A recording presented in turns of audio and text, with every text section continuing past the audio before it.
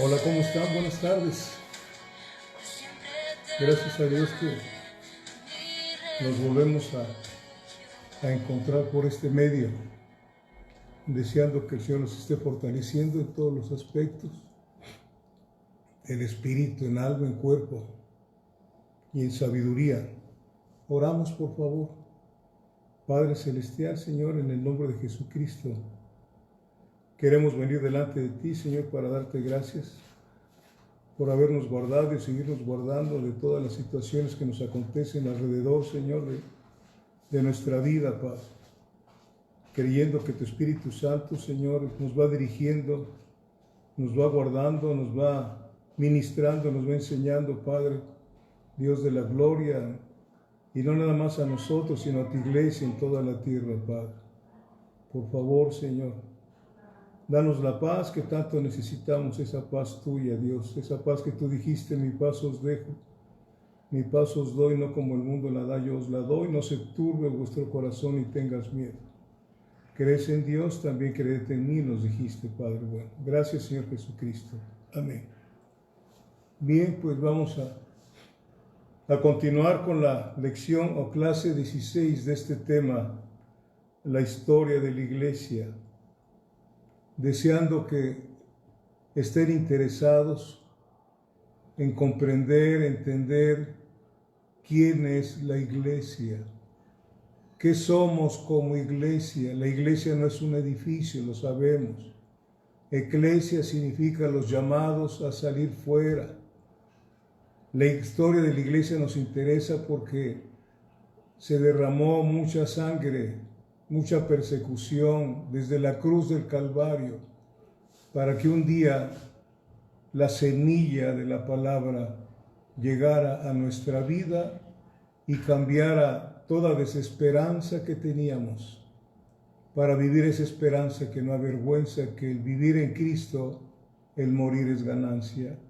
Esto lo tenían bien cimentado los verdaderos cristianos desde que se inició la iglesia. ¿Sí? Desde que se inició la iglesia ha sido el poder del Espíritu Santo que ha salvaguardado a su iglesia en estos más de 2000 años. Sí, amados hermanos, sí. En la anterior reunión vimos lo relacionado al inicio del papado en la iglesia imperial, la iglesia romana, y fue en el siglo IV después de Cristo. Vimos que el obispo Dámaso I fue el primero en apropiarse, absorbiendo la suprema autoridad sobre esa iglesia. ¿Sí? Pero él no fue el primer papa, aunque algunos historiadores dicen que así fue. ¿Verdad? Entonces, Dámaso I intervino de una forma muy tremenda, muy fuerte, para formarse el papado. Y Ciricio fue el primer papa y fue el poder político, escuche bien, poder político espiritual muy fuerte en Roma y en la Europa occidental. Ya no era el mensaje de salvación, ya era el gobierno, tomar el gobierno. La iglesia imperial era la que tenía que gobernar en todo el planeta, todos los gobernantes, etcétera, etcétera. Esa fue la idea que ellos tenían, poder político, religioso, en el nombre de Jesucristo. En ese nombre de Jesucristo, ¿cuántas cosas no se han hecho tan mal? ¿Verdad? Pero al fin del tiempo veremos la realidad de las cosas. ¿Sí? Entonces, el primer papa fue Ciricio y se inició el poder político y espiritual muy fuerte en Roma y en la Europa occidental, hasta la Edad Media, siglos XV y siglo XVI. Voy con esto porque sí me interesa desde hace tiempo hablar de estas cosas, porque la finalidad de esto es entender que nosotros no somos herejes como nos calificaron en otros tiempos, no somos una secta, ¿sí? Somos la iglesia de Jesucristo, dirigida por su Santo Espíritu y por la Santa Palabra. donde no hay ningún Señor, no hay ningún Rey más que Jesucristo como Señor de nosotros y Rey de nosotros. ¿Sí, amados hermanos? Amén. Entonces, desde su inicio hasta el Papa Juan Pablo II, quien viajó por todo el mundo trabajando muy fuerte para la unión de todas las religiones en el llamado movimiento ecuménico, han habido 264 papas, ¿sí? Más el alemán Joseph Aloysius Ratzinger, llamado Benedicto XVI, ha sido el 265º papa y séptimo soberano, así se llama, séptimo soberano de la Ciudad del Vaticano. Ratzinger fue elegido el 19 de abril del año 2005 tras la muerte de Juan Pablo II. Benedicto XVI, que es Ratzinger, todavía está con vida y es nombrado Papa emérito. Tras su renuncia el 11 de febrero del año 2013 y fue aceptada el 28 de febrero del mismo año. Fue el primer papa en renunciar en 598 años, siendo el último en renunciar Gregorio XII en el año 1415. Ha sido una lucha de poder entre ellos mismos, muy fuerte, muy fuerte, cosas tremendas, ¿no? ¿Verdad? El argentino Jorge Mario Bergoglio fue elegido pontífice el 13 de mayo del año 2013 y adoptó el nombre de Francisco. Es el primer papa latinoamericano de la historia. La renuncia de Ratzinger, de Benedicto XVI, causó una tremenda sorpresa en los gobiernos mundiales, ¿sí? ¿Verdad? Entre ellos con Angela Merkel, primer ministro de Alemania, cuando estaba de presidente Barack Obama, ¿sí? Rafael Correa de Ecuador, Mario Monti en Italia, Francois Hollande de Francia, Simón Pérez y Benjamín Netanyahu en Israel, etcétera, etcétera. Fue algo que conmocionó a muchas naciones, ¿sí? El reinado de los papas no ha sido nunca uniforme, no ha llevado una conducta adecuada, ¿sí? Puesto que algunos fueron menos autoritarios que otros, ¿sí? Supieron de alguna manera tener apariencia de piedad, ¿sí? Apreciar las necesidades de su época. Otros se ocuparon en buscar más poder en el papado. Fíjense bien lo que les voy a decir. Eso está en la historia. En los años 904 al 962, una mujer de familia rica, ¿sí? Muy rica, llamada Marosia, manejó el papado durante 50 años, ¿sí? El dinero, manejó el papado durante 50 años, ¿sí? Rivalizaba con ella en crímenes y asesinatos, su hija María. Esta María mató en el año 928 al que fungía como papa, ¿sí? Era su amante. Qué tremendas, qué las historias, ¿no? ¿Verdad? Su nombre era como papa Esteban VII y su nombre, ahora sí como civil, era Esteban Gabrieli. Igualmente con el papa anterior, el papa Juan X, en el año 914, bajo una ira tremenda de Marosia, lo encarceló y lo asesinó. ¿Sí? Lo encarceló y lo asesinó. Otro dato importante, ¿sí? Fue cuando hubo una mujer que fue papa, una mujer con mucho carisma, parecía hombre, pero con mucho carisma, ¿sí? ¿Verdad? Y llegó a ser nombrada papa, ¿sí? Llevó el nombre como papa de Juan VIII. Duró 2 años y 6 meses aproximadamente su papado. Ya después le apodaron la papisa Juana. La papisa Juana. Fue del año 855 al 858, después del Papa León IV. Ella fue elegida como papa. Juana la papisa. Se descubrió que era mujer cuando dio a luz, cuando en transcurso de una procesión del Coliseo Romano a la iglesia de San Clemente, dio a luz a un niño en plena calle. Por tal motivo, dentro de la historia de los papas no la cuentan como papa, ¿verdad? Pero ahí está escrito, es una verdad histórica, ¿sí? A principios del siglo XV también hubo 3 papas al mismo tiempo. 3 papas al mismo tiempo, ¿sí? Uno de ellos era Ángelo Corrario, llamado Gregorio XII, era de Venecia, Italia. Otro se llamó Pietro de Luna, llamado Benedicto XIII, era español. Y Alejandro V, quien fue envenenado por un hombre llamado Baldassare Cosa. Baldassare, después que envenenó a este papa, asumió el papado y tomó como nombre pontífice Juan XXIII. A estas 3 personas llamados papas fueron excomulgados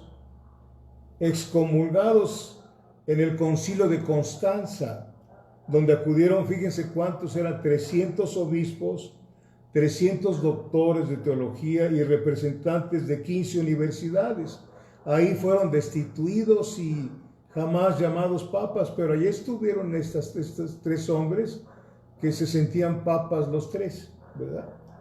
Este concilio de Constanza duró 4 años, discusiones y muchas situaciones que hubieron entre ellos, ¿sí? Amén. Por otro lado, algo que provocó la reforma fue las instituciones de las indulgencias plenarias.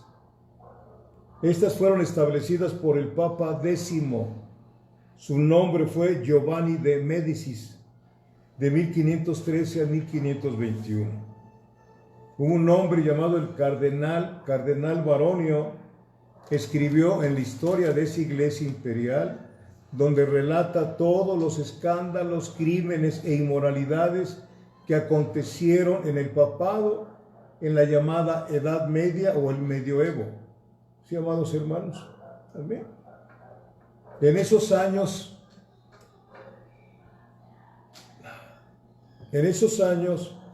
se publicó la Biblia de Gutenberg. La Biblia de Gutenberg, ¿sí? O Biblia de Mazarino, que es una edición de la Vulgata.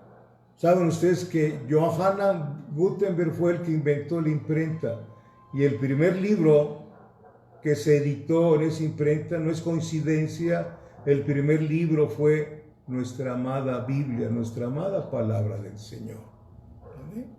No es coincidencia, son diosidencias las que vivimos nosotros, ¿sí? Amén. Y eso de la imprenta y el primer libro de la Biblia revolucionó la cultura de ese tiempo. Yo no pensaba esto, pero había mucha gente que no sabía ni leer en Europa, ¿sí?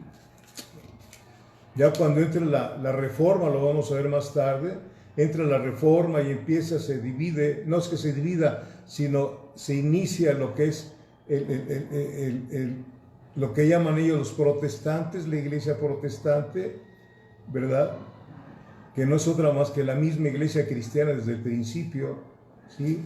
Fue cuando se empezaron a hacer las escuelas para que la gente aprendiera a leer y pudieran leer por sí mismos la palabra del Señor, porque esa palabra la tuvieron escondida cerca de 10 siglos, la Iglesia imperial, y la tenían en latín, y nadie sabía en aquel tiempo lo que se decía en latín.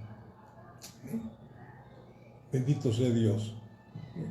Entonces, lo más interesante de esta narrativa sobre la historia de la iglesia cristiana que estamos viendo es que paralelamente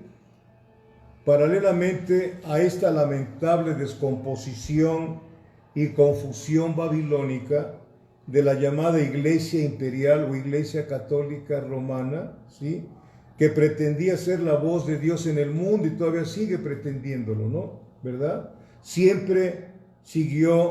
Paralelamente siempre siguió existiendo un pueblo de Dios. Un pueblo de Dios, siempre, a pesar de las persecuciones en un principio y luego las persecuciones que vamos a ver de la Iglesia Imperial contra la Iglesia de Cristo. Ah, Dios, qué cosas tan tremendas, amados hermanos. Conocer nuestra propia historia como una nación santa es indispensable para que usted pueda presentar una positiva defensa del Evangelio. Desafortunadamente, dentro del transitar de la iglesia cristiana, usted y yo sabemos que en estos últimos 2 siglos han salido mercenarios del Evangelio que han causado conmoción con muchísima gente, y el Evangelio, el pastorado, ha sido vituperado tremendamente, ¿verdad? Pero si somos conscientes, el primer mundo, las naciones del primer mundo son las naciones protestantes. ¿No les dice a usted esto? ¿Sí? Las otras naciones son las que recibieron el Evangelio de Roma, que estaba mezclado con ciertos ritos paganos, como son la adoración de las imágenes, que está prohibido por Dios desde Éxodo capítulo 20. ¿Sí? Dios es espíritu, dice Juan, capítulo 4, versículo 24. Dios es espíritu y Él anda buscando adoradores en espíritu y en verdad. ¿Qué cosa le dijo el Señor a aquel apóstol Tomás? ¿Sí? Tomás significa gemelo, Tomás el dídimo, el gemelo. ¿Qué le dijo? Porque viste, creíste, más bienaventurados los que sin ver han creído. Usted y yo tenemos esa bienaventuranza. Usted y yo no conocimos el Evangelio porque fuéramos más sabios que los demás. No, lo conocimos porque a Dios le plació revelarse a nosotros. Por eso le conocimos. El Evangelio no se aprende científicamente, no se aprende porque seas muy estudioso y por mucho que leas. Conozco gente que ha leído la Biblia, pero no le ha sido revelada el espíritu de la mente de Dios que está en la Biblia. Sí, démosle gracias a Dios, porque incluso sabemos que ni queríamos nada con el Señor nosotros. ¿Sí? Pero paralelamente a esta situación de esa iglesia imperial, siempre ha existido un pueblo de Dios que siguió fielmente lo que nos dice Primera de Pedro 2:21. ¿Qué nos dice Primera de Pedro 2:21? Esto se lo sabe usted de memoria, lo hemos visto y leído muchas veces. Primera de Pedro capítulo 2 versículo 21 dice: pues para esto fuisteis llamados, porque también Cristo padeció por nosotros. También Cristo padeció por nosotros, dejándonos ejemplo para que sigáis sus pisadas. Esa iglesia que siguió desde aquel tiempo, hace 2000 años, y sigue existiendo, ha sufrido mucho porque sabían que su Señor también sufrió por ellos. Sufrió por nosotros, ¿sí? Entonces siguieron sus pisadas y usted y yo estamos en la misma tesitura, estamos siguiendo las pisadas no de un hombre, sino de Jesucristo. Hay la iglesia cuya cabeza es un hombre. Nosotros como iglesia tenemos una cabeza que es Jesucristo de Nazaret y nosotros somos el cuerpo de esa cabeza, la iglesia de Cristo, ¿sí? Amén. Entonces, y esa iglesia de siempre se mantuvo firme contra las herejías y las desviaciones que metieron a esa iglesia católica romana, ¿sí? Pues para esto fuisteis llamados, dice el apóstol Pedro, ¿sí? ¿Por qué? Porque también Cristo padeció, también Cristo sufrió por esa iglesia. Él sufrió lo indecible para que usted y yo fuésemos rescatados. Desde un principio se lo dijo el ángel a José, y le pondrás por nombre Jesús, que significa Salvador, porque Él salvará a su pueblo de sus pecados. Mateo capítulo 1, versículo 21. La vida no es un juego. Partiendo de esa primicia, la vida no es jugar. ¿Sí? Estamos en una escuela.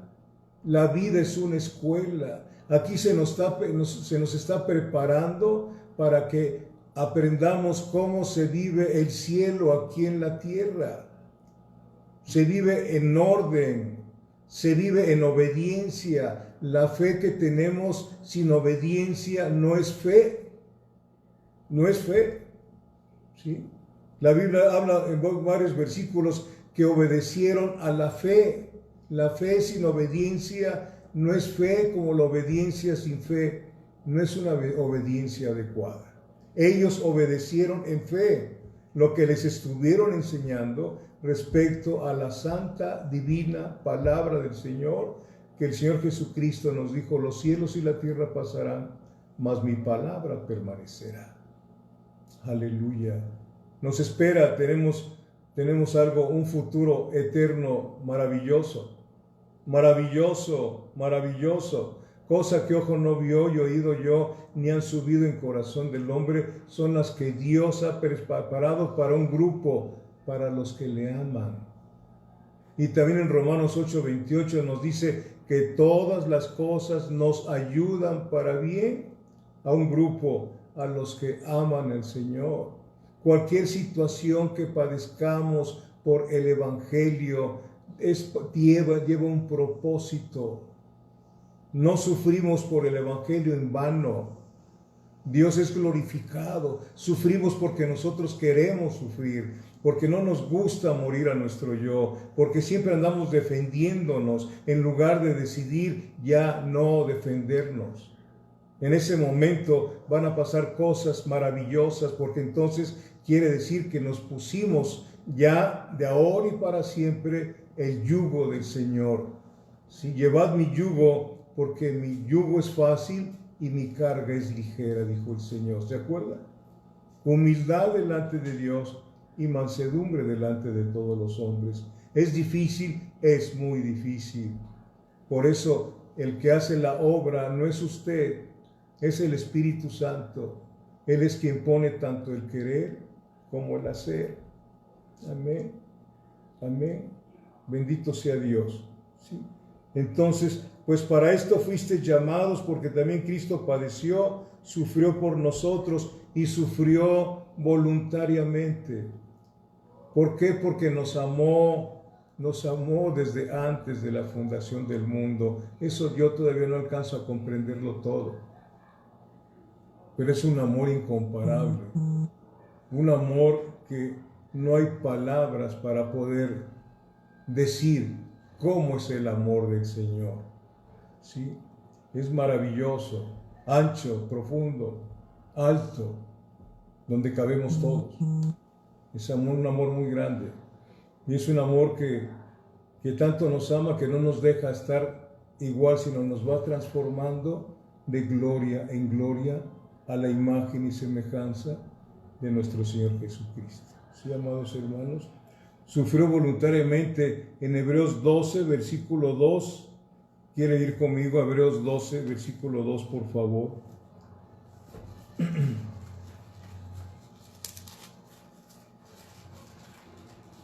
Dice de la siguiente manera: puestos los ojos en Jesús, en ninguna otra persona, puestos los ojos en Jesús.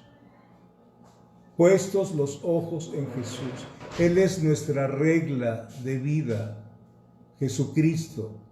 Pablo lo dijo: sed imitadores de mí como yo soy de Cristo. Ojalá que ustedes y yo pudiéramos llegar a un momento en que pudiéramos decir eso: sed imitadores de mí, no como presuntuosidad, sino porque estamos ciertos de que estamos en plena obediencia al Evangelio. ¿Sí? Pablo no lo dijo por sentirse mejor que los demás, no. Él hizo lo que hizo porque se rindió al 100% al Señor, y el Espíritu Santo pudo vivir en Pablo con toda la extensión, todo el poder que se manifestó a través de la vasija de Pablo. Era porque Pablo se había rendido. No era Pablo el que echaba fuera demonios, el Espíritu Santo lo dirigía. Él es el que hace las cosas. Sí, amados hermanos. Y es algo que esta iglesia de estos tiempos, antes de que sea levantada, se va a experimentar un poder poderoso, pero va a venir una limpieza. Antes de llevarse a su iglesia, dice la palabra del Señor que es tiempo de que el juicio de Dios empiece por su casa. Ahorita estamos contemplando un juicio de Dios. ¿Sí? Esto del virus es un juicio divino. Que quede muy claro, Él anunció plagas, ha habido muchísima maldad, mucha insolencia, muchas cosas, aprobar el aborto, el matrimonio entre hombre con hombre, mujer y mujer, y el Señor nos dijo que los últimos tiempos serían como los tiempos de Noé y como los tiempos de Sodoma y Gomorra. Estamos apercibidos, amada iglesia, estamos apercibidos. No es un juego la iglesia. No debemos de jugar a la iglesia. La iglesia es algo sumamente valioso en el reino de Dios. Somos el reino de Dios aquí en la tierra. Y a ese reino no entra cualquiera. Ahí el que entra a la iglesia es el Espíritu Santo, el que añade a las personas. Ningún evangelista, ningún predicador añade. Nosotros tenemos que hablar la palabra y es el Espíritu Santo el que añade a la iglesia a los que han de ser salvos. Nadie más. Nadie más tiene ese poder. ¿Sí? Mas, sin embargo, nos hemos enfocado en ciertos evangelistas para traerlos. Amados hermanos, es la iglesia la que tiene que evangelizar. Nosotros tenemos que llevar el evangelio a toda criatura. ¿Sí? Amén. Y aquí vemos: puesto los ojos en Jesús, el autor y consumador de la fe, el cual por el gozo puesto delante de él sufrió la cruz. Voluntariamente, hubo un gozo en el Señor para ir a la cruz del Calvario. Hubo un gozo tremendo, ¿sí? Amén. Y no era un gozo humano, un gozo divino, ¿sí? Sufrió la cruz menospreciando el oprobio, todos los insultos, los escupitajos, los golpes que le dieron, ¿sí? Y los clavos y la lanza y la corona de espinas, lo menospreció, lo hizo a un lado, ¿sí? Menospreció el oprobio, ¿sí? Amén. Qué tremendo. Y se sentó a la diestra de Dios Padre. Menospreció el oprobio porque teníamos más precio para Él. Su sangre bendita nos compró para Él. Bendito sea Dios. Mire, vayamos a Juan 15, versículo 11, por favor. Juan capítulo 15, versículo 11. Estamos esperando ya, después creo que veremos. Vamos a tener una reunión, o las reuniones que vayamos a tener, después les vamos a platicar cómo va a ser esto para seguirnos cuidando, porque la situación está más crítica. Sí saben que en 3 días han muerto más de 1,500 personas en este país. Seamos prudentes. Y Juan 15, versículo 11, dice, estas cosas os he hablado para que mi gozo esté en vosotros. Por el gozo puesto delante de él, sufrió el menosprecio. ¿Sí? Estas cosas os he hablado para que mi gozo esté en vosotros y vuestro gozo sea cumplido. Aleluya. Bendito Dios. Amén. Mi gozo, o sea, su gozo de Cristo es que estaba cumpliendo la voluntad de Dios. Mi gozo sea en vosotros, o sea, que nosotros nos gocemos haciendo la voluntad de Dios. La voluntad de Dios. Ninguno que no haga la voluntad de Dios va a entrar en el cielo. Mi gozo. Nosotros debemos aprender a tener ese gozo. Es un gozo que es el fruto del Espíritu Santo. El estar en la voluntad perfecta de Dios es agradable. Romanos 12, versículo 2 dice que no nos conformemos a este mundo, que no seamos formados a este mundo, sino que nos renovemos en nuestro entendimiento con la palabra para poder comprobar que la perfecta voluntad de Dios es agradable en grande manera. Necesitamos comprobar. ¿Y cómo lo vamos a comprobar? Obedeciendo, rindiendo nuestra voluntad a Dios. Creo que necesitamos comprobarlos, usted y yo y usted, que la perfecta voluntad de Dios es agradable en grande manera. Está sucediendo esto a todo el mundo, es la voluntad de Dios. Amén. Amén. El Señor sabe lo que hace, cómo lo hace y no le pide permiso a nadie porque todo lo que existe en el cosmos, todo le pertenece al Señor. De alguna manera nosotros le pertenecemos de otra forma diferente. Somos las personas que vamos a estar con Él, somos el cuerpo de Cristo, su amada iglesia, su prometida, ¿sí? Amados hermanos. Entonces, mi gozo es bien. Primera de Pedro 1, versículo 8, quiero que vaya conmigo para espaciarnos un poco más en esto. Primera de Pedro capítulo 1, versículo 8, es algo que tenemos que experimentar. El Evangelio no es mental, es experimental. Muchos tienen aquí el Evangelio en la mente, les faltan 30 centímetros para que les baje el centro y puedan ser cristocéntricos. El Evangelio es experiencia, experimental. ¿Sí? Si Él lo dice, yo lo quiero comprobar. Y aquí en Primera de Pedro capítulo 1, versículo 8 dice, a quien amáis, fíjense, sin haberle visto. ¿Ama usted al Señor? Sí, gracias a Dios. A quien amáis, sin haberle visto. Bendito es Dios, ¿sí? En quien creyendo, aunque ahora no lo veáis, os alegráis con gozo inefable y glorioso. Aunque ahora no lo veamos, os alegráis con gozo inefable y glorioso. Ese es algo que debe ya de surgir en nosotros, amados hermanos. No con la música debería de ser más fuerte el gozo, pero sin música también ese gozo que traemos en nuestro corazón. Este gozo que yo siento en mi alma, solo Cristo me lo pudo dar.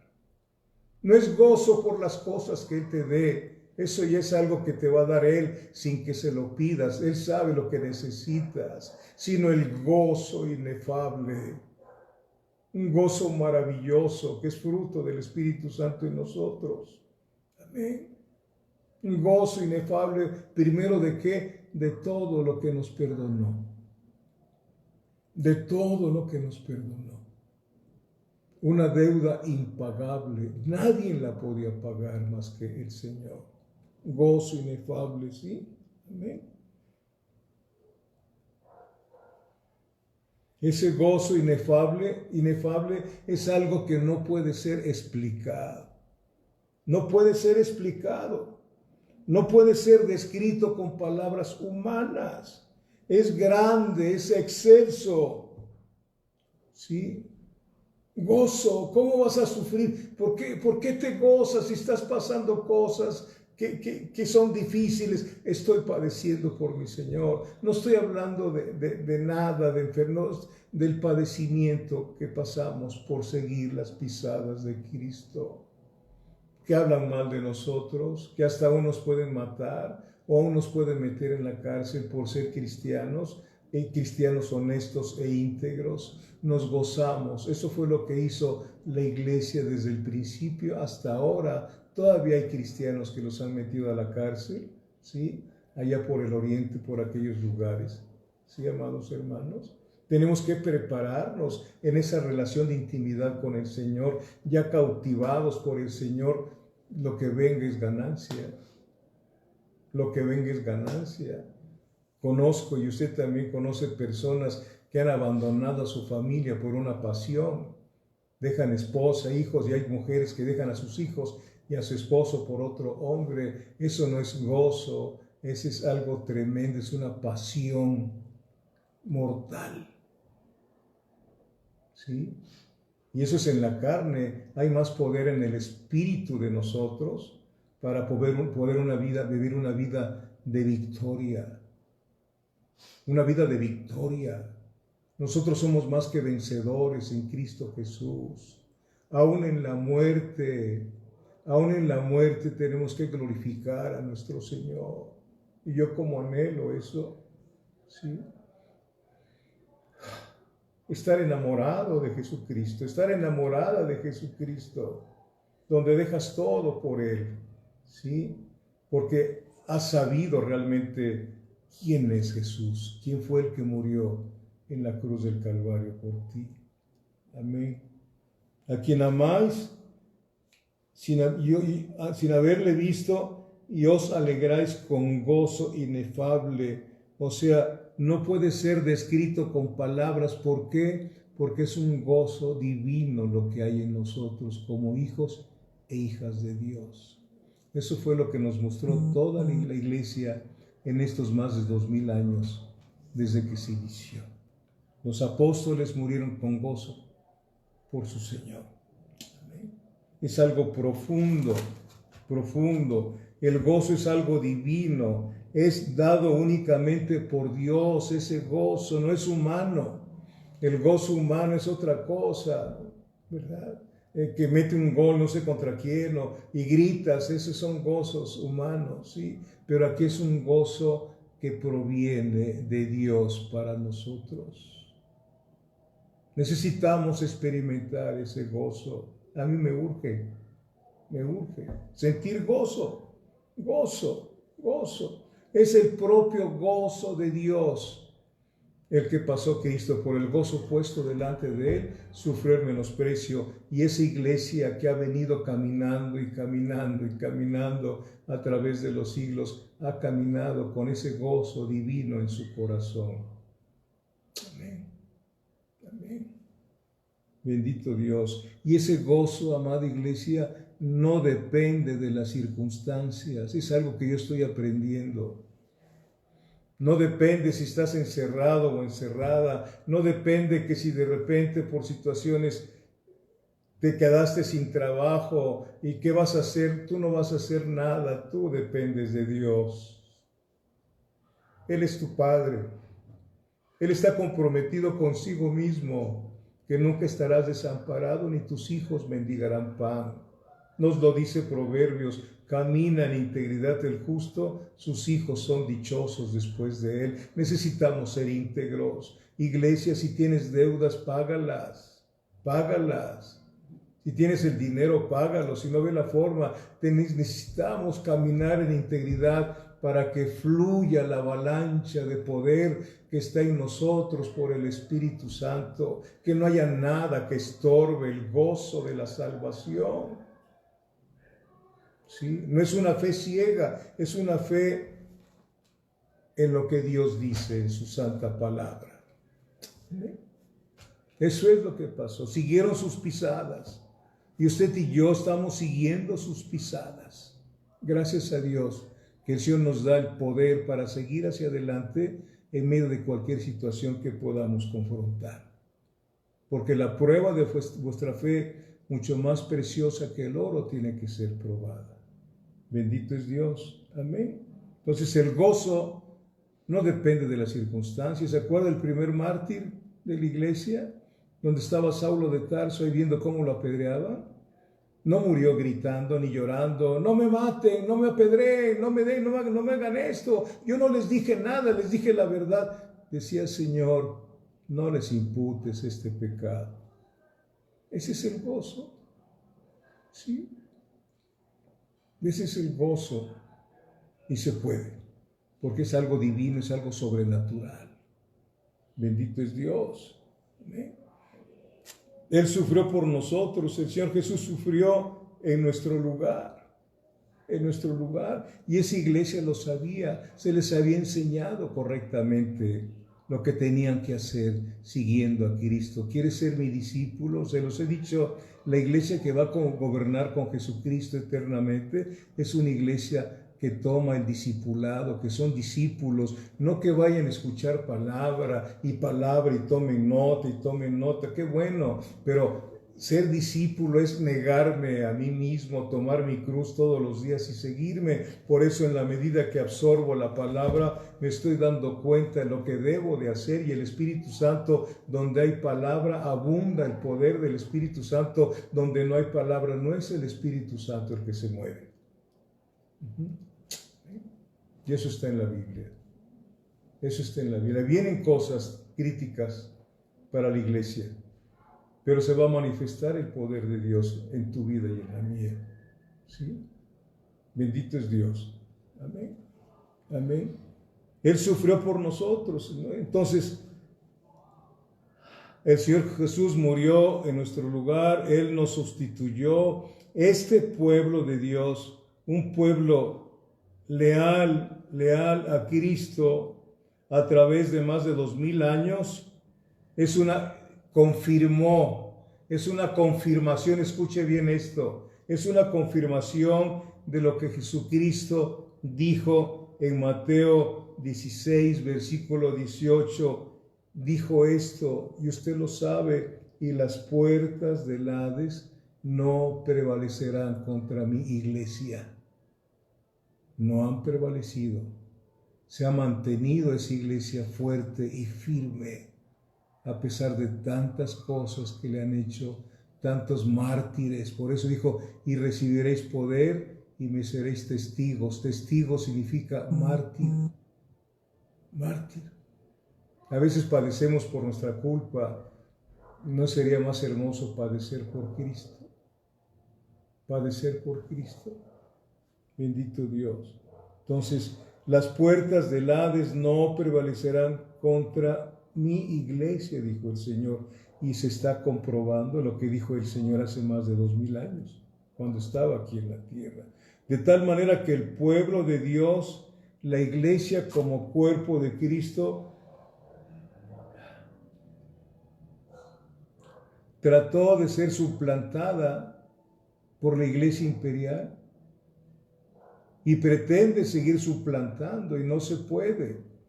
Conoce el Señor quiénes son los suyos. Segunda de Timoteo capítulo 2 versículo 19. Conoce el Señor quiénes son los suyos, teniendo este sello: apártese de iniquidad todo aquel que invoca el nombre de Jesucristo. Bendito Dios. Amén. Entonces, esa iglesia verdadera ha querido ser suplantada por un sistema jerárquico religioso, ¿sí? Buscadora de prestigio, buscadora de poder humano, pero Dios sostendrá a su amada iglesia hasta que entre en la plenitud del tiempo. El tiempo se va a acabar. Todavía faltan 1000 años, cuando menos, ¿sí? Por el milenio. Pero ese tiempo se va a acabar y esa iglesia, nosotros por fe, vamos a entrar en la plenitud del tiempo. Por aquellos que no les gusta decir su edad, ya no van a tener que preocuparse por la edad, ¿verdad? Una vez Carla me escribió por ahí una carta que para cuando estuviera yo débil en la fe, me decía, vas a cumplir miles de años, papá. Vas a cumplir miles de años. Y usted y yo también. Ya no va a haber tiempo. Ya no va a haber tiempo, bendito sea Dios. Ya no te preocupes por tu edad. Tú eres 50.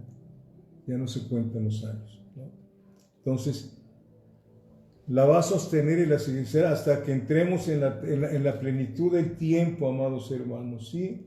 El reino de Dios sobre la tierra. Esa iglesia va a gobernar con el Señor. No se les olvide, nos están preparando en un carácter, el carácter de Cristo, ¿sí? Carácter de Cristo. Apocalipsis 2. Apocalipsis capítulo 2, versículos 26 y 27 dice, al que venciere y guardare mis obras hasta el fin, yo le daré autoridad sobre las naciones cuando vengamos con el Señor. Cuando vengamos con el Señor. Dice, versículo 27, y las regirá, o sea, las gobernará con vara de hierro y serán quebradas como vaso del alfarero, como yo también la he recibido de mi Padre. ¿Quieres que el Señor te siga preparando? Carácter como el de Cristo es necesario para gobernar con el Señor. La iglesia verdadera siempre ha existido desde que se inició, ¿sí? Hubo movimientos que consideraban la palabra de Dios como la única forma infalible de fe. No le daban a ningún hombre la capacidad de ser infalible. Ningún hombre es infalible, solamente Dios.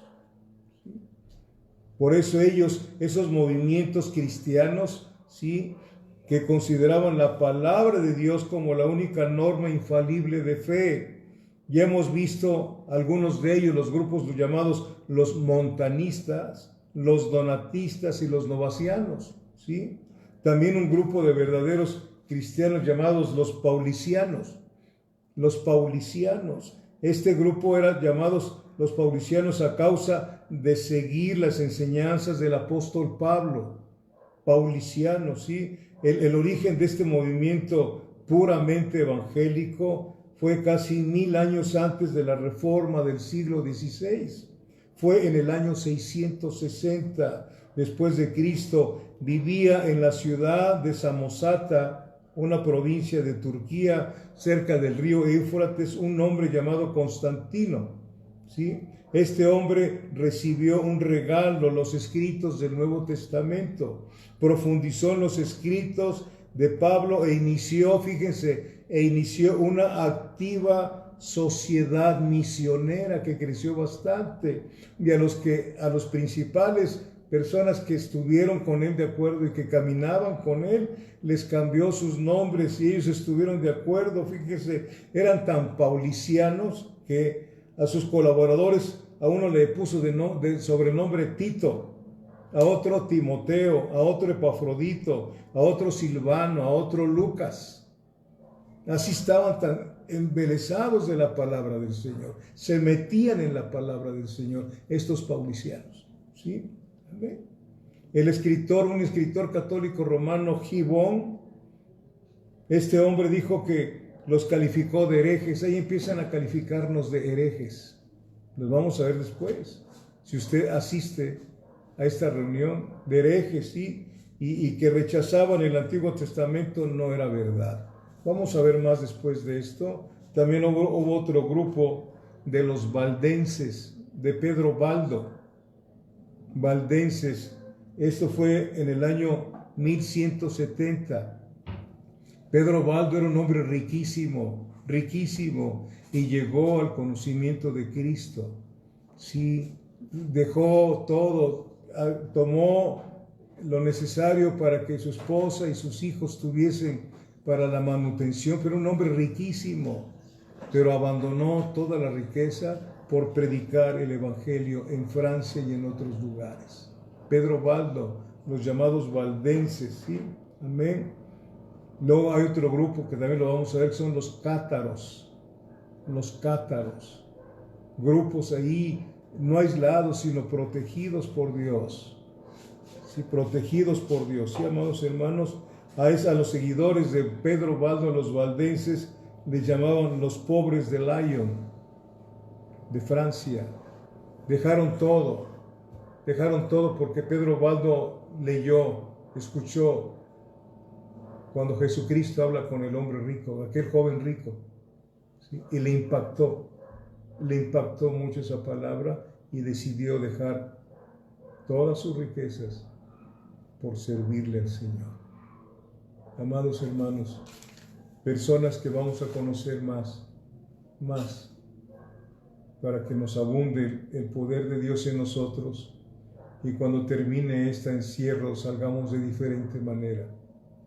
Salgamos a hacer esa luz en medio de las tinieblas, a morir por Cristo, ¿sí? A morir por Cristo, y que tengamos entre nosotros esa característica tan importante que es: en esto sabrán que sois mis discípulos, en que os améis unos a otros como yo os he amado. Amén. Que venga un fuego del Señor, un fuego del Señor. El avivamiento no lo hace ninguna música, es el Espíritu Santo en corazones decididos y decirle al Señor: haz de mí lo que quieras, Señor. Una entrega voluntaria, así como se entregó Jesús voluntariamente para morir por nosotros, así que no sea uno motivado por nada más que por el amor al Señor Jesucristo, sabiendo que nosotros le amamos a Él porque Él nos amó primero. Te extraño mucho, iglesia, te extraño mucho. Espero que nos veamos pronto, De alguna manera me estás viendo y yo te veo cuando oro por ti, ¿sí? Que Dios te bendiga mucho, que Dios te guarde, y vamos a hacer una oración. Por favor, póngase de acuerdo conmigo. Quisiera que me ayudara a orar para que Dios termine con esta mortandad, ¿sí? Con esta pandemia. Amén. Padre, quiero ponerme de acuerdo con tus hijos que me están viendo, oyendo. Nos ponemos de acuerdo, como tú nos dices en tu palabra, que cuando 2 o 3 se ponen de acuerdo para pedirte algo, tú lo haces. Y no te estamos pidiendo algo que esté fuera de tu palabra. Señor, tu palabra dice, Señor de la gloria, que cuando estabas dispuesto a terminar con diferentes grupos, tuviste personas que intercedieron por ellos, entre ellos Moisés y Aarón, Señor, y detuviste tu ira, Señor. También, Padre bendito, Dios de la gloria, Padre celestial, cuando estaba la ira tuya sobre nosotros, hubo alguien que se puso en medio de ti y de nosotros, que se llama Jesucristo de Nazaret. Ahora, Señor, queremos ponernos en medio de la gente impía, en medio de tanta gente que seguramente entre ellos tienes hijos e hijas que todavía no te conocen, Señor, y que están escritos sus nombres en el libro de la vida, Padre. Por favor, compadécete en tu gracia común, porque contigo el sol sale para justos y para injustos, y tu palabra misma dice que tú mismo dijiste en el monte, allá con Moisés: Jehová, lento para la ira y pronto para la misericordia. Sé, Señor, que has sido muy lento para la ira en estos más de 6,000 años, Señor Dios de la gloria, que hiciste al hombre.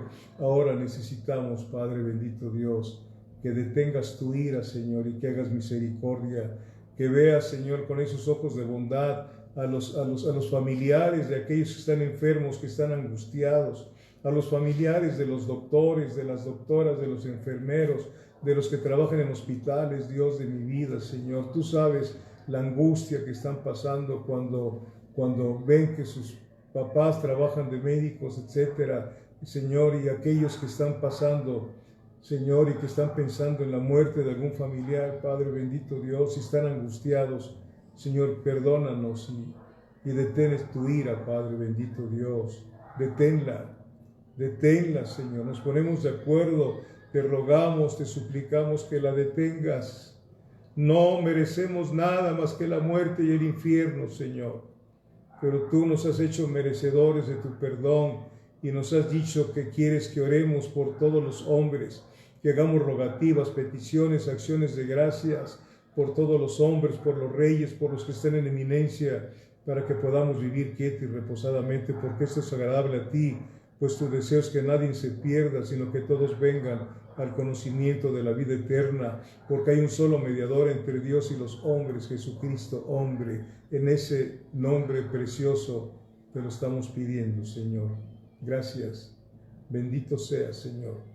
Padre, con el manto que me diste de pastor, bendigo a mis hermanos que están frente a mí, Señor. Los bendigo en el nombre del Padre, del Hijo y del Espíritu Santo. Amén. Dios les bendiga mucho. Nos vemos pronto.